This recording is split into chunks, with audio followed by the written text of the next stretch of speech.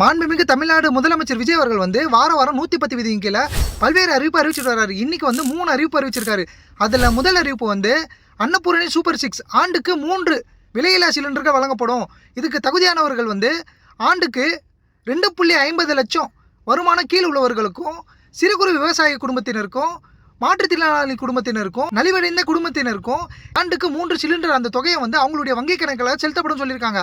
இரண்டாவது வந்து பெண்களுக்கான வெற்றி பயண திட்டம் வந்து அக்டோபர் 2 காந்தி அவர்கள் பிறந்த நாள் அன்று தொடங்க போகிறாங்களாம். இதுக்கு முதற்கட்டமாக மாநகரம், நகர்ப்புறம் அந்த எக்ஸ்பிரஸ், டீலக்ஸு அந்த பேருந்துகள் பெண்கள் கட்டணமில்லா பயணம் செய்யலாம். அதுக்கப்புறம் மாவட்டத்திலேருந்து இன்னொரு மாவட்டத்துக்கு போகிறதுக்கு வந்து புறநகர் மற்றும் மலை கிராம பகுதிகளுக்கு அந்த சாதாரண பேருந்துகளை வந்து கட்டணமில்லா பயணம் செய்யலான்ட்டு ஒரு அறிவிப்பு அறிவிச்சிருக்காங்க. இந்த அறிவிப்பு வந்து திருநர் அவர்களுக்கும் கட்டணமில்லா பேருந்தை பயன்படுத்திக் கொள்ளலாம் சொல்லியிருக்காங்க. இந்த அறிவிப்புக்கு வந்து எந்த ஒரு வருமானமும் கிடையாது, எந்த ஒரு பாகுபாடும் கிடையாது. எல்லா பெண்களும் கட்டணமில்லாமல் பயணிக்கலாம்னு சொல்லியிருக்காங்க.